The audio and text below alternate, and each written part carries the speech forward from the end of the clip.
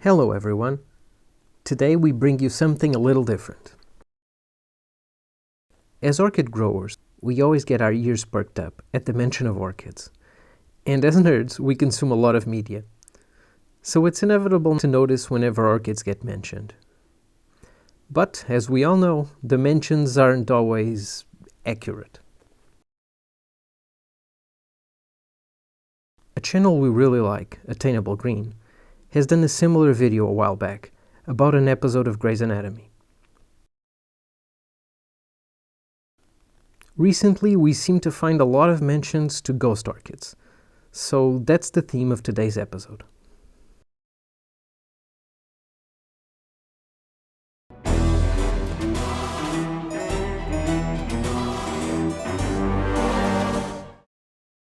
Wednesday is a TV show adaptation of The Addams Family by eternal goth boy Tim Burton, starring the wonderful Jenna Ortega. The character Wednesday is sent to a supernatural boarding school where she has to solve a bunch of mysteries connected to her family's past. These two scenes we're going to see here are in her herbology, botany, spooky gardening class. And as much as it was nice to see orchids mentioned, of course, mistakes abound. Wednesday, we're thrilled to have you join us on our journey into the world of carnivorous plants. Now, who can tell us the name of this beauty? Dendrophylax lindenii. It starts with the world of carnivorous plants, and then it shows us an orchid, which is obviously not carnivorous. I have to give them credit for mentioning the species, and the model kinda looks like a Dendrophylax lindenii too.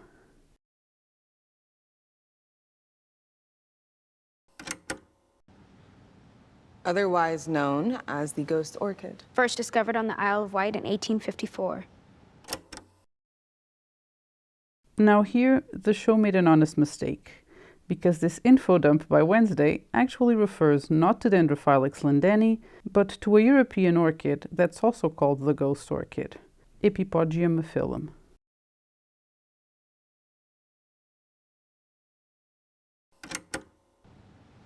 Very good, Wednesday. Looks like you may have competition for first chair, Bianca. Wednesday, perhaps you could identify the ghost orchid's greatest qualities. Resilience and adaptability. It's able to thrive in even the most hostile environments. Except Dendrophylax lindenii is notoriously finicky, being almost impossible to grow in cultivation and very picky about the trees it grows on. But its mere presence can change the ecosystem, causing the established plants to reject it. Usually because the native species is allowed to thrive unchecked. Nothing a weed whacker couldn't fix. Yeah, this part is no longer about orchids, ladies. 2 episodes later, we're back at Carnivorous Botany 101 with Wednesday. While most plants reward their pollinators with sweet nectar, many carnivorous varieties turn to sexual trickery or deception. And yes, those are complex hybrid phalaenopsis in the students' trays, to poke around and learn about the carnivorous sexual trickery.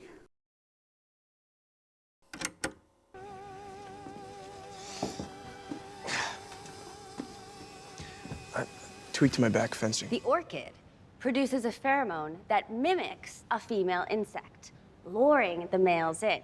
Now, once the plant is pollinated, what do the male insects get in exchange? Nada. Just like all the guys at the Raven. This part is well known, actually. Orchids are masters at deception, attracting insects through scent, shape, and even a false promise of nectar. They are, however, not carnivorous, and if they were, as the show states, it would be weird to send the insects on their way empty-handed, wouldn't it?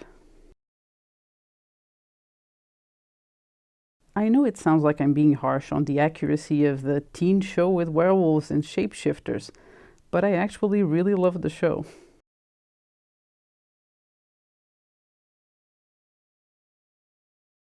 Another piece of media about the ghost orchid Dendrophylax lindenii. And this time it's a true story. Orchid Thief, written by the journalist Susan Orlean, is based on an article she wrote.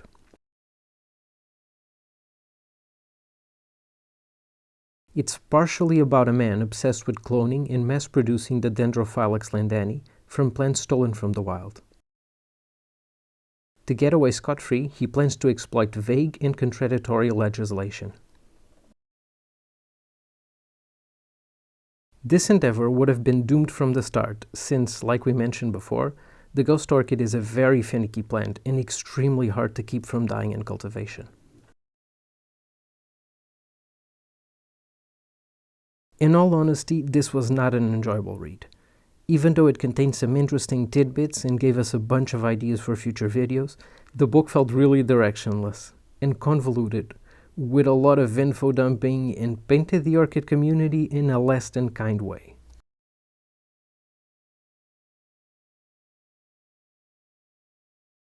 The book was later adapted into a movie called Adaptation. We haven't seen it yet, but from what we understand, it's not really a faithful adaptation of the book, being instead about a screenwriter's difficulty in adapting a book to film.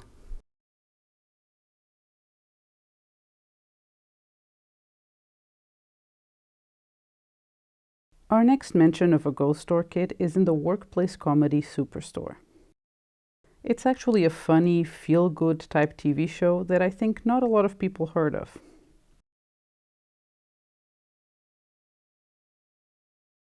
In this scene, Amy uses a plant analogy to try and get Jonah to give her credit for her idea, and apparently he has some sort of ghost orchid phobia.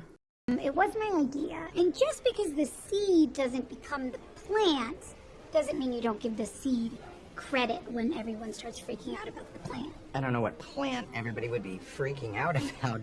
Oh, of course, the ghost orchid.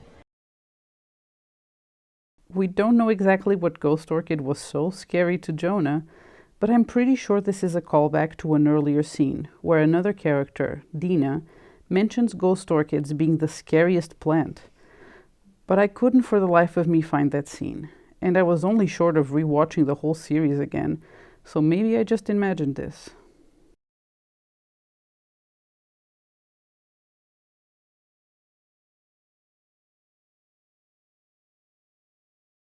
We hope you enjoyed this video, and if you did, please let us know in the comments, so we know to make more of these. Also, if you remember any other pop culture mention of orchids, feel free to share with us. We already have a little list going. Don't forget to also subscribe to the channel if you haven't already, and we'll see you next week.